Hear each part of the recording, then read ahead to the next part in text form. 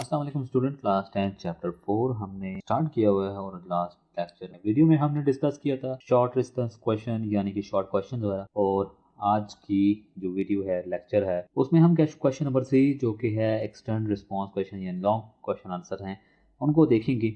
और ये total 6 question वगैरह तो आप पढ़ सकते हो। सिंपल लिखा कि enter relationship between data science machine learning and artificial intelligence में, ठीक है जी।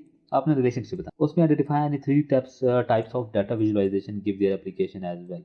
आपने डाटा विजुअलाइजेशन की 3 कोई सी भी टाइप्स लिख देनी है, ठीक है, और उसकी एप्लीकेशन भी बताना है कि कैसे यूजफुल है, कहाँ यूजफुल है। उसके बाद क्वेश्चन नंबर 3 है discuss why data visualization can be used to communicate data uncertainty provide to specific, कि हम डाटा विजुअलाइजेशन क्यों यूज करते हैं कम्युनिकेशन के लिए, प्रोवाइड टू स्पेसिफिक एग्जांपल्स। उसके बाद describe the key concentration in selecting appropriate visualization for different type of data analysis. Number 5 है explain all the uses of data visualization in detail.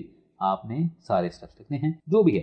What are the potential consequences of poor data quality on model performance? ये questions हैं और इनको हम पहले देख लेते हैं कि एक आंसर्स क्या हैं और वो पीडीएफ फिर आप कैसे डाउनलोड करेंगे एंड में बताऊँ। तो स्टूडेंट ये हैं इसके आंसर्स, जैसे कि आपका पूछा होता है इंटर रिलेशनशिप, जैसे कि डाटा साइंस, फिर मशीन लर्निंग को डिफाइन किया हुआ है, आर्टिफिशियल इंटेलिजेंस फिर आखिर में इन सिंपल टर्म्स में या सिंपल अंदाज में बताया हुआ है। ये आप खुद पढ़ के देख सकते हैं, क्योंकि अगर मैं इसी को दोबारा समझाने लगा जो आपके चैप्टर में से ही हैं, ये बातें सारी लिखी है मैंने, तो वीडियो काफ़ी लंबी हो जाएगी बड़ी। इसी तरह क्वेश्चन नंबर 3 था कि 3 टाइप्स ऑफ डाटा विजुअलाइजेशन को एक्सप्लेन करते हैं, जिसमें बार चार्ट और पाई चार्ट और लाइन ग्राफ। उसके साथ मैंने एप्लीकेशन भी company use pie chart to show market share of different brand. इसी तरह मैंने बार चार्ट को भी एक्सप्लेन किया और नीचे लाइन ग्राफ को भी एप्लीकेशन और एक्सप्लेशन छोटा सा एक्सप्लेन किया, क्योंकि ये क्वेश्चन नंबर आपके जो है ना 5 नंबर के होंगे, तो आई थिंक इतना काफ़ी है। इसी तरह क्वेश्चन नंबर 3 था एग्जाम्पल 1 एग्जाम्पल 2 में data visualization can show not only the data but also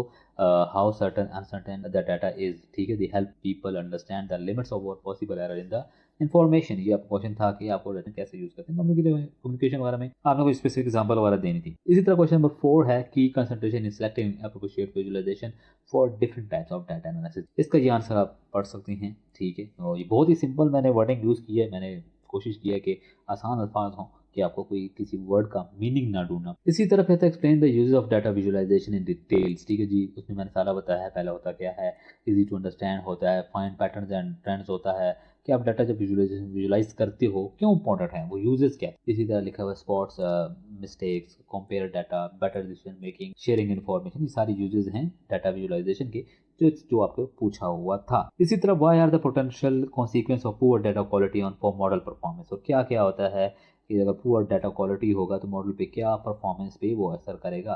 तो ये सारी चीज़ें हैं कि जी इनकरेक्ट रिजल्ट देगा, लो एक्यूरेसी होगी, वेस्टेड टाइम हो जाएगा, क्योंकि आपका डाटा अगर गंदा है, ख़राब है, सही नहीं है, तो आपका वक्त ज़ाया होगा, उसमें खराबी आएगी, एरर होगा, सही आंसर नहीं देगा। तो ये सारी वो चीज़ें लिखी हुई हैं मैंने, ठीक है। आप इनमें से सारे याद कर लो ताकि कोई हो सकता है एक बात भूल जाओ, तो आपके पास एटलीस्ट 5 तो लिखो ना, ठीक है, क्योंकि आपका 5 नंबर का क्वेश्चन है या 8 नंबर का 6 नंबर का क्वेश्चन है, तो 5-6 लाइनें तो या 5-6 आपने हेडिंग वाइज, अगर आप इसी तरह हेडिंग लिखोगे तो ज़्यादा अच्छा इंप्रेशन पड़ता है और आपको नंबर भी अच्छे मिलेंगे। बेशक आपने एक लाइन लिखी हो, मगर जब आप वो इस तरह की हेडिंग देते हो ना, तो टीचर को पता चलता है कि एक बच्चे को कॉन्सेप्ट क्लियर, उसको पता है कि ये क्या पूछा गया और क्या मैंने आंसर देना है। अब बात करते हैं कि आप डाउनलोड कैसे कर सकते हैं। सिंपली आपने NBF स्टडी हब गूगल में लिखना है, फर्स्ट वेबसाइट होगी उसको ओपन करें। आप वेबसाइट पर आएंगे, गेटिंग हेल्पिंग मटेरियल पे क्लिक करेंगे, नीचे सॉल्व एक्सरसाइज का कॉलम होगा, उस पर अपने क्लास 10 सॉल्व एक्सरसाइज पे क्लिक करना है, चैप्टर 4 को सिलेक्ट करना है। यहाँ पे आपको जो भी चीज़ रिक्वायर्ड होगी, जैसे कि लॉन्ग क्वेश्चन है, उस पर क्लिक करना है। यहाँ पे वो सारे क्वेश्चन के आंसर लिखे हुए हैं, आप डायरेक्टली यहाँ पे पढ़ सकते हैं। एंड पे जब आएंगे तो यहाँ पे लिखा होगा download long question answer PDF, इस पे क्लिक करेंगे, आपके सामने प्रीव्यू हो जाएगा, आप यहाँ भी इस PDF को देख सकते हैं। अगर आप PDF को देखना नहीं चाहते, सिंपली आप डाउनलोड PDF पे क्लिक करें, आपकी फाइल डाउनलोड हो जाएगी, जो कि आप सेव और उसको ऑफलाइन भी पढ़ सकते हैं।